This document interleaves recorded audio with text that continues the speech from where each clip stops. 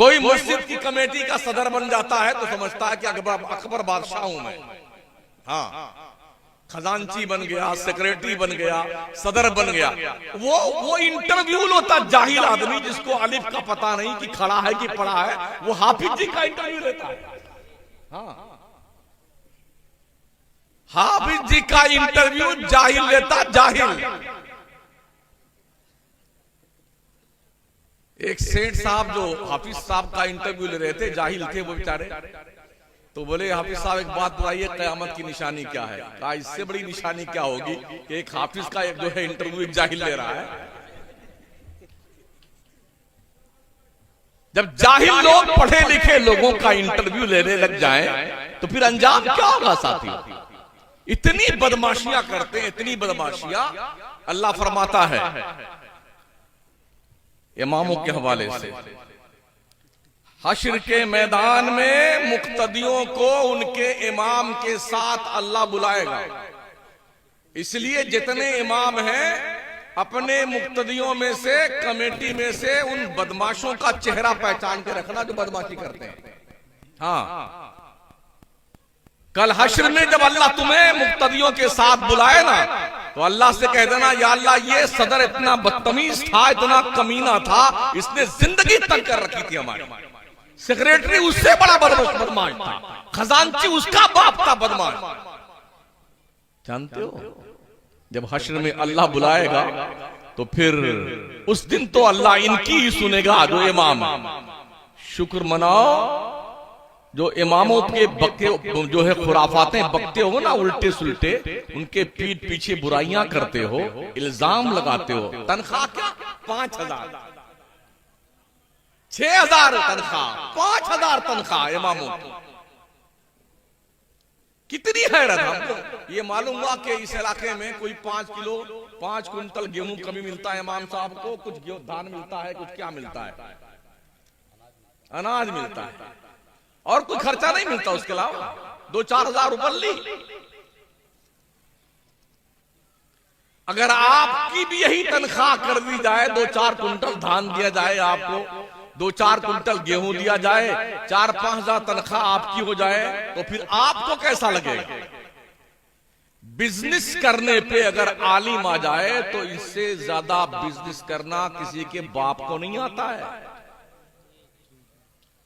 किताबुल बुयू का हर बाब ये पढ़ते हैं, बै मुजारबत क्या है, बै ताती क्या है, बै सलम क्या है, बै मनसूख कब होती है और बै मुनाकिद कब होती है, उसकी कंडीशन क्या है, ये सारी किताबें हम लोग पढ़ते हैं फिक़ह के अंदर।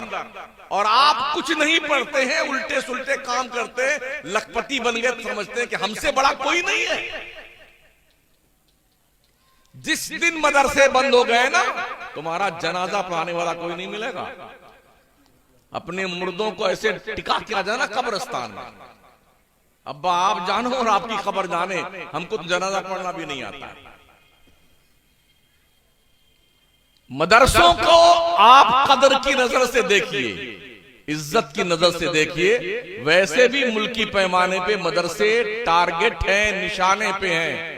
लोग मदरसों के चटाई के नीचे बम ढूंढ रहे हैं, मिसाइल ढूंढते हैं, तमंचा ढूंढते हैं। उन्हें यह पता नहीं जहां टूटियां सलामत नहीं है, नल टूटा हुआ है, लोटा टूटा हुआ है, फटी हुई दरिया है जिसपे तलबा बैठते हैं, उस पे तुम्हें बम नजर आता है। तो जब दुनिया इतनी पैनी नजर मदरसों पे रखती है, तो कम से कम आप भी तो शऊर की आंखें खोलो। अपने मदरसों को जिंदा रखने के लिए कोई ऐसा इक़दाम कीजिए कि हमारे मदरसे लोगों के मोहताज ना रहे। ये कोशिश कीजिए। क्या आप बता सकते हैं, स्कूल के अंदर तो आदमी डोनेशन देता है, फीस देता है, ड्रेस का पैसा कमाते हैं, किताबों का पैसा कमाते हैं। यहां क्या होता है? फीस फ्री, पढ़ाई फ्री, दवाएं फ्री, खाना फ्री, सब फ्री, मौलाना फ्री, हाफिज फ्री। इसलिए शायद आपने मदरसों का वकार नहीं समझा। जो डॉक्टर हैं, इंजीनियर हैं, लॉयर हैं, ऑफिसर हैं, वो भी सुन ले इस बात को कान खोल करके। इस्लाम के इन्हीं दानिशगाहों से दुनिया ने इल्म सीखा है।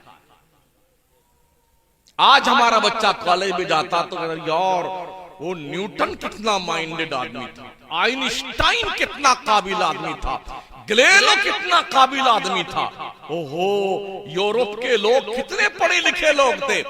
ये वो लोग हैं महोदय जी जो मुसलमान साइंसदानों के दस्तरखान पे पड़े हुए टुकड़े खा के साइंसदान बने। अपने बच्चों को सिखाइए। गुज़िश्ता 400 साल का जमाना छोड़ दीजिए, दुनिया में कहीं इल्म था तो सिर्फ मुसलमानों के पास था, सिर्फ मुसलमानों के पास। आपका बच्चा ये नहीं जानता दैनूरी कौन था, फाराबी कौन था, इब्ने सीना कौन था, ख्वारिज़मी कौन था। आपका बच्चा ये नहीं जानता है कि इस दुनिया के नक्शे पे इब्नुल हैशम कौन था।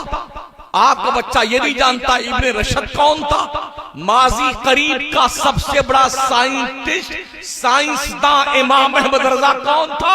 आपका बच्चा ये नहीं जानता। मैं यकीन के साथ कहता हूं न्यूटन, आइंस्टाइन, गैलीलियो, केपलर आज होते ना कशकोले गदाई लेके बरेली के कलंदर की चौखट पे भीख मांगते दिखाई, इतने बड़े साइंसदान के आला। लेकिन हमारी कौम ने अपनों के साथ जो दुर्व्यवहार किया है उसका कोई भरपाई करने को तैयार नहीं। और हमारे मुस्लिम स्कूलों और कॉलेजों में बच्चियों का जो हाल है, अभी मौलाना बयान कर रहे थे ना, बड़ी बेपर्दगी के साथ शादी ब्याह में पता नहीं चलता है कि मुसलमान की शादी हो रही है या किसी काफिर क्या शादी हो रही है। मादर पिदर आजाद, बच्चियां, बहनें, माएं, बेटियां। कितनी हैरत, कितने अफसोस की बात।